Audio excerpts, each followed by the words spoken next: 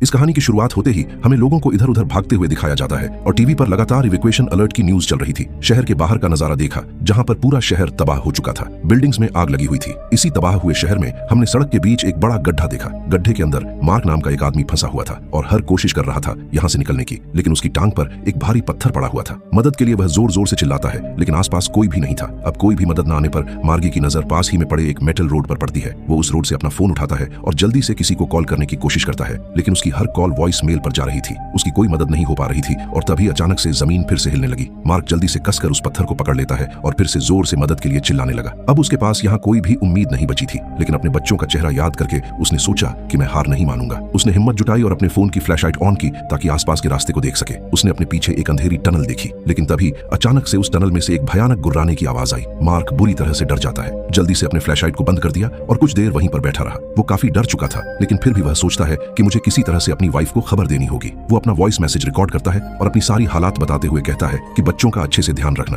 तभी मार्क को ऊपर आसमान में हेलीकॉप्टर की आवाज सुनाई दी, जिससे मार्क के दिल में एक उम्मीद जगी, लेकिन तभी वह हेलीकॉप्टर वहीं गिरकर क्रैश हो गया। उस धमाके से वह जमीन हिल गई और वो गड्ढा तेजी से ढहने लगा। मार्क जल्दी से वह रोड उठाता है और अपनी पूरी ताकत लगाकर अपनी टांग को बाहर निकाल लिया। वो दर्द में किसी तरह से घिसटता हुआ उस सुरंग में जाकर छिप जाता है। अब यहाँ पर मार्क बुरी तरह से जख्मी हो चुका था। जिंदा रहने की उसके अंदर और ज्यादा हिम्मत नहीं, लेकिन जब अपने फोन में अपने बच्चों का फोटो देखता है तो उसमें फिर से एक उम्मीद जाग उठी। इसलिए वह अपना लाइटर निकालकर उसी मेटल बार के सहारे धीरे धीरे आगे बढ़ने लगा। आगे जाने पर उसे एक बैकपैक मिलता है और जब उसे खोलता है तो उसके अंदर उसे एक नाइट विजन कैमरा मिला। उस कैमरे से जब वो अंधेरे में चेक करता है तो किसी इंसान की परछाई दिखाई दी। अब मार्क सावधानी से आगे बढ़ता है और वहां देखता है कि वहां पर एक जख्मी और बेहोश औरत पड़ी है। मार्क उसके पास गया तो वह अचानक से औरत जाग जाती है, लेकिन मार्क उसे शांत करते हुए पास में पड़ा बैग उसे दिखाता है। उससे पूछता है, क्या यह तुम्हारा बैग है? उस औरत ने जल्दी से वो बैग पकड़ा और उसमें पानी ढूंढने लगी, लेकिन मार्क पहले ही वह पानी पी चुका था। तभी मार्क की नजर उस औरत के पैर पर पड़े गहरे जख्म पर पड़ी। मार्क उसकी मदद करने के लिए कहता है, लेकिन यहाँ पर फिर से जोरदार झटके आने लगे। अब संभलने के बाद जब मार्क ने देखा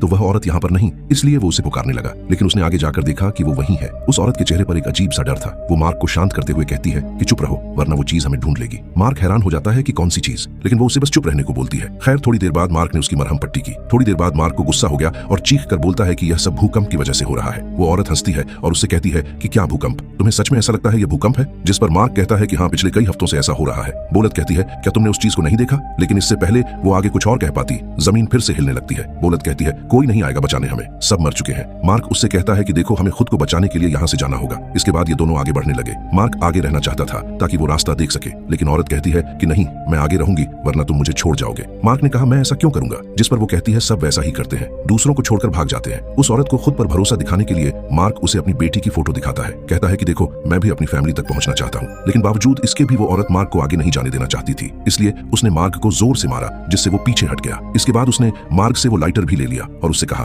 तुम मेरे पीछे ही रहना। खैर अब इसके बाद यह आगे बढ़ने लगे। तभी पीछे से किसी चीज की जोर से गुर्राने की आवाज आई। डर के मारे वो औरत जल्दी से लाइटर बुझा देती है, जिससे पूरी सुरंग में अंधेरा हो गया। मार्क और उसे लाइटर जलाने के लिए कहता है, लेकिन वह नहीं जलाती। इसीलिए मार्क अपनी फोन की टॉर्च जला लेता है। औरत उससे कहती है, ऐसा मत करो, वरना वो चीज हमें ढूंढ लेगी। मार्क कहता है, कौन सी चीज? लेकिन औरत कोई जवाब नहीं देती और उसे चुप रहने का कहती है। अब मार्क उस औरत से वो नाइट विजन कैमरा लेकर उस तरफ देखने लगा, लेकिन उसे वहां पर कोई भी चीज दिखाई नहीं दी। मार्क ने कहा, सब ठीक है, लेकिन जैसे ही मार्क ने पीछे मुड़कर देखा, वो औरत यहाँ से गायब थी। तभी पीछे से वही गुर्राने जैसी आवाज आई। मार्क ने पीछे मुड़कर देखा, लेकिन वहां पर फिर से कोई नहीं था। अब मार्क फिर से हिम्मत जुटाकर आगे बढ़ने लगता है। थोड़ी दूर आगे जाने पर फिर से उसे वो औरत घबराई हुई दिखाई दी। उसने डरते हुए मार्क से पूछा, क्या तुमने वहां पर कुछ देखा? मार्क ने कहा, नहीं, मैंने कुछ नहीं देखा। लेकिन औरत कहती है, हमें यहाँ से जल्द निकलना होगा। लेकिन तभी इन्हें फिर से वही गुर्राने की आवाज आती है। इसलिए दोनों यहाँ से जल्दी से भागने लगे और भागते हुए फिसलकर जमीन पर गिर पड़े। औरत ने जल्दी से लाइटर जलाया, लेकिन अंधेरे में कुछ दिखाई नहीं दिया। मार्क ने फिर से लाइट विजन कैमरा मांगा और इस बारिश से वो मॉन्स्टर साफ दिखाई दे जाता है। वो मॉन्स्टर धीरे धीरे इनकी तरफ बढ़ रहा था, इसीलिए यह सुरंगा के किनारे पर छिप जाते हैं। अब उस औरत को एंजाइटी होने लगती है, इसलिए वो अपने बैग से दवाई निकालती है, लेकिन उसे याद आता है कि उसकी दवाई तो पीछे ही रह गई है। मार्क कहता है कि देखो, अब हम पीछे नहीं जा सकते, लेकिन वो औरत उस पर उसकी गन तानते हुए कहती है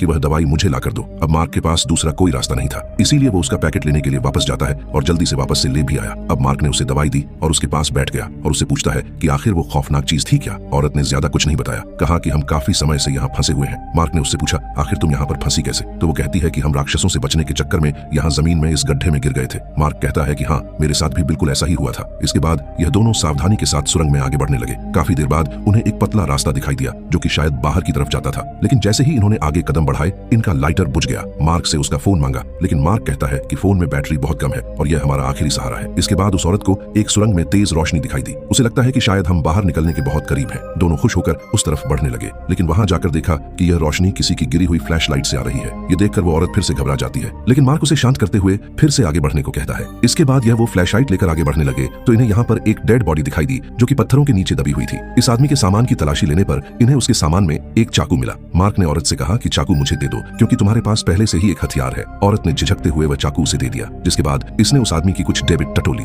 अब यह लोग जैसे ही आगे बढ़ने लगे, उस आदमी ने मार्क का पैर पकड़ लिया और खुद की मदद करने को कहा। हालांकि औरत उस आदमी से चुप रहने को कहती है, लेकिन अब उसकी आवाज पूरी सुरंग में गूंज चुकी थी। अगले ही पल उस राक्षस की तेज आवाज इन्हें सुनाई दी। वह तेजी से इनकी तरफ बढ़ने लगा। अब मार्क और उस औरत को यहाँ से भागना पड़ा, जबकि उस घायल आदमी को आकर वो राक्षस मार देता है, जो कि इनके उस जमीन पर पड़े नाइट विजन कैमरा में साफ दिख रहा था। कुछ देर बाद दोनों वापस लौटे ताकि कैमरा उठा सके। मार्क ने झुककर कैमरा उठा लिया, लेकिन उसने देखा कि वह राक्षस फिर से इनकी तरफ आ रहा है। इसीलिए इन्होंने फिर से आगे बढ़ने का फैसला किया। आगे बढ़ने पर औरत जोर से खांसने लगी। मार्क ने उसे रुककर आराम करने को कहा, लेकिन औरत ने इनकार कर दिया। अब ये लोग आगे बढ़ ही रहे थे कि तभी इन्हें एक अचानक से आवाज सुनाई दी। जब इन दोनों ने देखा कि वहां पर एक छोटा सा चूहा है, लेकिन इससे पहले ही कुछ समझ पाते, असली मॉन्स्टर ने यहाँ पर आकर उस चूहे को मार दिया। इसलिए ये लोग जल्दी से आगे बढ़ने लगे। अब उस राक्षस ने मार्क को पकड़ लिया। मार्क डर और दर्द में तड़पते हुए चिल्लाने लगा। मार्क ने औरत से कहा कि इस राक्षस को गोली मारो, लेकिन डर के मारे औरत शॉक में थी। वह कुछ नहीं कर पाई और आगे बढ़ गई। थोड़ी देर बाद जब वो सुरंग में थी तो उसे लगा कोई उसके पीछे आ रहा है। उसने पीछे मुड़कर देखा तो उसकी आंखें फटी रह गई। मार्क अभी भी जिंदा था। वो हैरान और खुश दोनों थी। यकीन नहीं हो रहा था कि मार्क उस राक्षस से कैसे बच गया। मार्क ने कहा कि मैंने चाकू का इस्तेमाल करके उसे राक्षस को मार दिया। औरत शर्मिंदा होते हुए उससे माफी मांगती है कि माफ करना, मैंने तुम्हारी मदद नहीं की। मार्क ने उसे माफ कर दिया। खैर, अब ये दोनों एक जगह पर रुककर गंदा पानी पीते हैं और हंसती हुई औरत मार्क से कहती है कि कमाल है, तुमने एक चाकू से राक्षस को मार दिया। वो कहती है कि तुम वाकई में एक बहादुर इंसान हो। अब मार्क को औरत की यह बातें काफी पसंद आने लगी थी, लेकिन औरत ने जल्दी से बात बदल दी।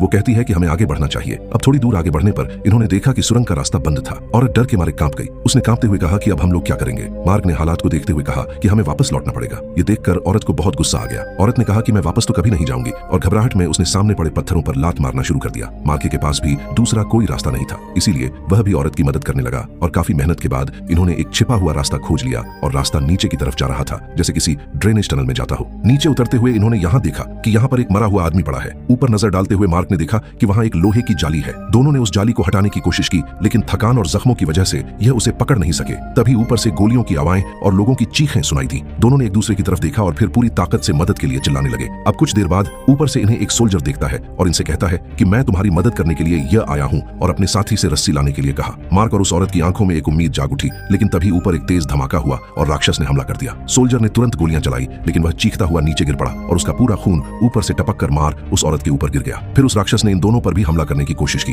लेकिन बीच में लोहे की जाली थी, इसलिए वो इन तक पहुंच नहीं पाया। लेकिन जब यह लोग देखते हैं कि वो मस्टर उस जाली को भी तोड़ने वाला है, तो मार्क ने नीचे बनी एक नाली का रास्ता तोड़ दिया और दोनों नीचे उतर गए। नीचे का पूरा हिस्सा पानी से भरा हुआ था। ये देखकर मार्क ने हिम्मत जुटाई और पानी में उतरकर रास्ता ढूंढने लगा। कई बार वो दीवारों से टकराता है, लेकिन आखिर में उसे एक पतला रास्ता मिल ही गया। वो बाहर की तरफ जाता था। वो वापस लौटा और पहले उस औरत को बाहर की तरफ भेजा। उस औरत ने बिना वक्त गवाए पानी में गोता लगाया और आगे बढ़ गई। मार्क वहीं रुका, क्योंकि एक बार में केवल एक ही आदमी वहां से बाहर जा सकता था। और तभी राक्षसों की गुर्राहट फिर से पास आने लगी। तभी दूर से एक रोशनी दिखाई दी। वो औरत थी जिसने रास्ता क्लियर होने का उसे एक इशारा दिया। मार्क ने भी तुरंत गोता लगाया, लेकिन बीच रास्ते में दीवार से टकराकर वह अपना रास्ता भूल गया। अब मार्क डूबने ही वाला था। उसे घुटन होने लगी, लेकिन इससे पहले ही वो रथ वापस आकर मार्क को ऊपर खींच लाई और इस तरह से दोनों पानी से बाहर निकल आए। कुछ देर आराम करने के बाद वो धीरे धीरे रेंगते हुए घुटनों के बल आगे बढ़ने लगे, जहां उन्हें आगे सुरंग में एक रोशनी दिखाई दी। दोनों रेंगते हुए जैसे ही उस जगह के पास पहुंचे कि अचानक से जमीनें तेजी से हिलने लगी और सामने गड्ढे में से एक बड़ा सा जानवर बाहर निकल आया। वो औरत डर के रुक गई, लेकिन मार्क ने उसे आगे बढ़ते रहने को कहा। अब तक इन्हें समझ आ चुका था कि उस जीव को अंधेरे में ज्यादा कुछ दिखाई नहीं देता। अब मार्क ने इस बात का फायदा उठाते हुए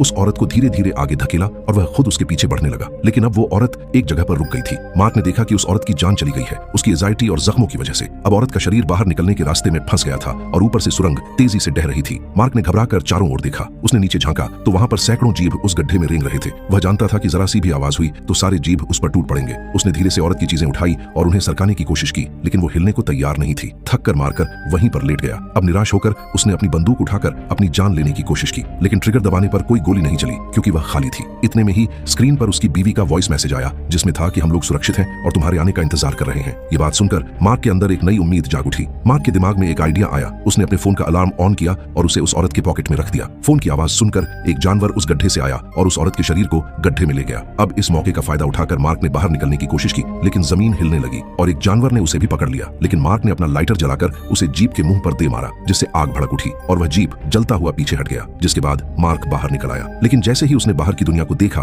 वो पूरी तरह से ठिठक गया। बाहर सब कुछ उजड़ चुका था। दूर तक सिर्फ सन्नाटा और धुएं से भरा माहौल था। चारों तरफ बड़े बड़े राक्षस घूम रहे थे और अब यहाँ से मार्ग अपनी बीवी और बच्चों के पास उस सेफ जगह पर जाएगा, जिसकी कहानी देखेंगे हम इस फिल्म के अगले पार्ट में। तब तक वीडियो को लाइक और चैनल को सब्सक्राइब कर दें।